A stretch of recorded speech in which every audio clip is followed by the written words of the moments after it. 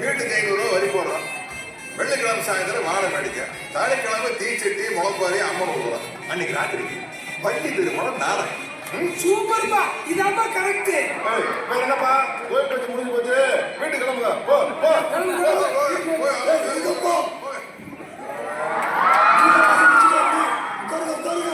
என்னப்பா மறுபடியும் போக வேண்டாம். ஆமா அதுக்காக கூப்பிட வேண்டாமா? அதான்டா வருத்தப்படாத வாலிபர் சங்கம் கூப்பிட்டாதான் கூட்டத்துல கலந்துருவேன்னு டீசெண்டா வெயிட் பண்ணிட்டு இருக்காங்க பாரு.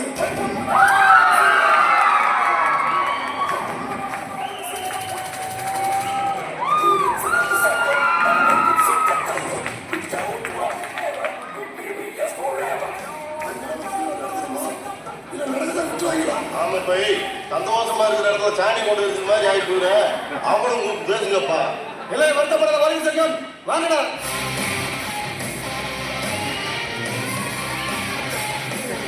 சர்க்கஸ்னா சிங்கம் இருக்கணும், சபைனா எங்க சங்கம் இருக்கணும்.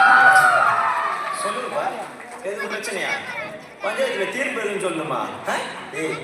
முதல்ல கண்ணாடியே கலந்துடுடா.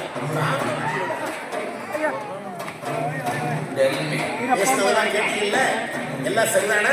என்ன சரிதானே? வீட்டுக்கு 500 ரூபாய் வசூல் பண்ணி அதுல 300 ரூபாய் செலவு பண்ணி 200 ரூபாய் ஆட்டையை போடலான்னு பாக்குறீங்க.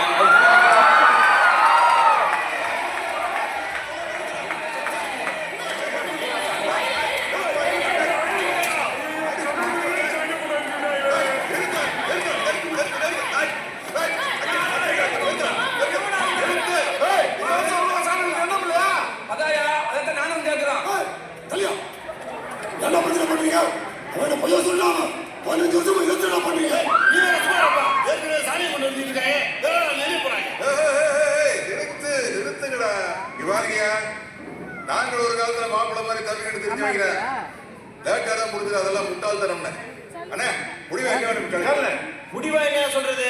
நம்ம ஊரோட ஒரு சின்னால பட்டிக்காரங்க அவங்க ஆடலுப்பாடு நிகழ்ச்சி நடத்தல. ஏன் இந்த பூச்சி பட்டிக்காரங்க நடத்தின ஆடலுப்பாடு நிகழ்ச்சி பத்தி இந்த ஊரே ஒரு வாரம் பேசிக்கிட்டு இருந்தீங்க இல்லையா? ஒரு ஆடலுப்பாடு நிகழ்ச்சி பார்க்கறதுக்கு ஊர் ஊரா திருவாயா போறது. இந்த வாட்டி ஆடலுப்பாடு நிகழ்ச்சியை தடை பண்ணினா எனக்கு இந்த நாட்டை விட்டு போற வழி இல்லையா?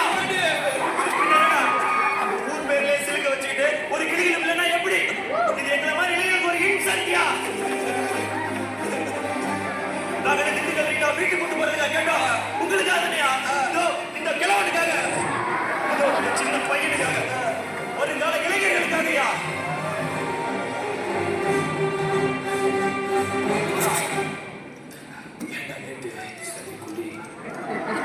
அப்படி நம்மளுக்கு